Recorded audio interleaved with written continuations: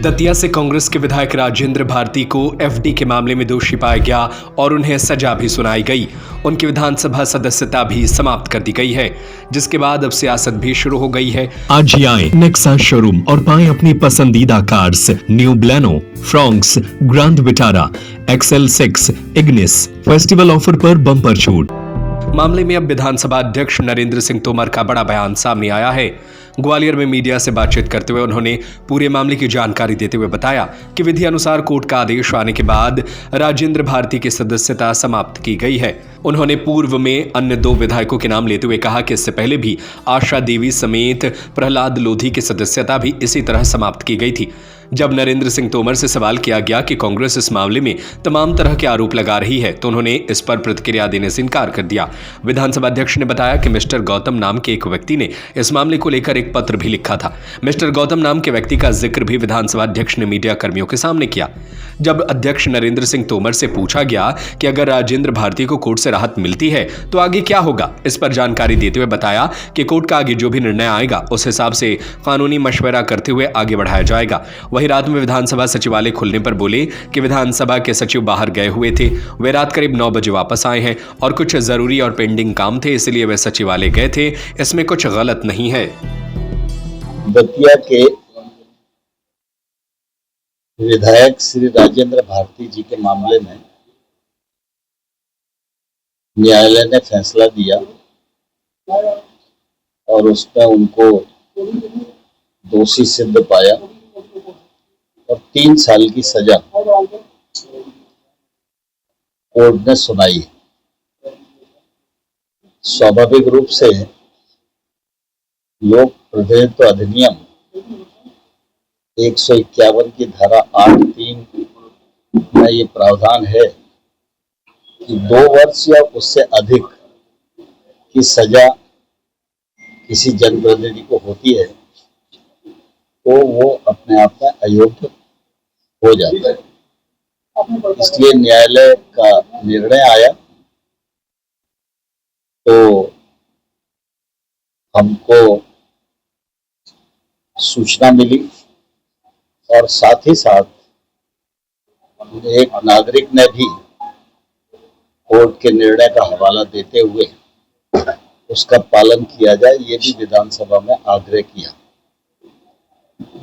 उसके बाद हम सब लोगों ने अपने वकीलों से मशवरा किया और एडवोकेट जनरल से भी राय ली और उस राय के मुताबिक जो कानून में प्रावधान था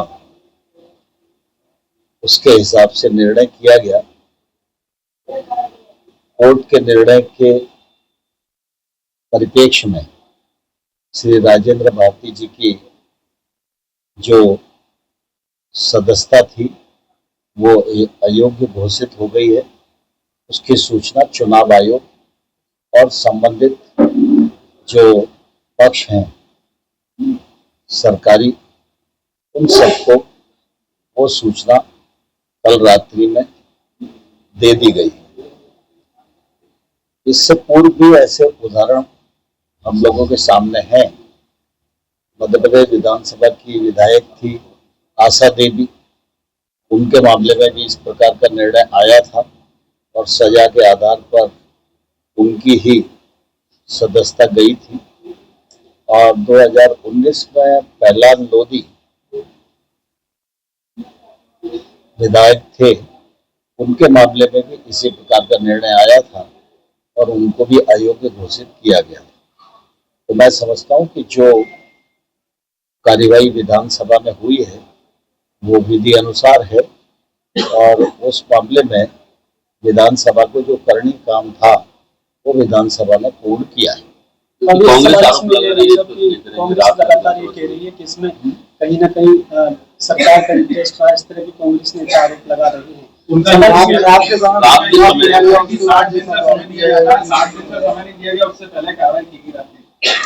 देखिए, सामान्य तौर पर मैं किसी आरोप प्रत्यारोप का जवाब नहीं देना चाहता। विधानसभा और विधानसभा अध्यक्ष ये सामान्य तौर पर अलग प्रकार के पद हैं। इनका दलगत भावना से ऊपर उठकर ही सारा काम किया जाता है। मैं इतने दिन से अध्यक्ष हूँ, सभी पक्षों के लोगों से आप बात कर सकते हैं। मेरी कोशिश रहती है कि जो विधि अनुसार है, नियम प्रक्रिया के अनुसार है, वही काम किया जाए। जवाब देने के लिए तो बहुत सारे लोग हैं, वो आरोप प्रत्यारोप करते रहेंगे, लेकिन मुझे उस पर कोई टिप्पणी नहीं करना है। मैंने आपको पूर्व में भी बताया कि पहले भी जो भारतीय जनता पार्टी के सदस्य थे, उनकी भी सदस्यता गई थी, इसी कानून के अंतर्गत गई थी और इसी विधानसभा ने निर्णय किया। सर, एक आपने जैसा भी कहा कि किसी निजी व्यक्ति ने भी इसको लेके आपके सामने अभी दायर की थी, तो उनका नाम क्या था? वो कोई मिस्टर गौतम है, वो एकदम नाम मुझे ध्यान नहीं है, तो उनका पत्र आया था और उन्होंने कोर्ट के सभी केसेस का हवाला देकर, तो स्वाभाविक रूप से किसी भी नागरिक का अधिकार है समय पर वो दे।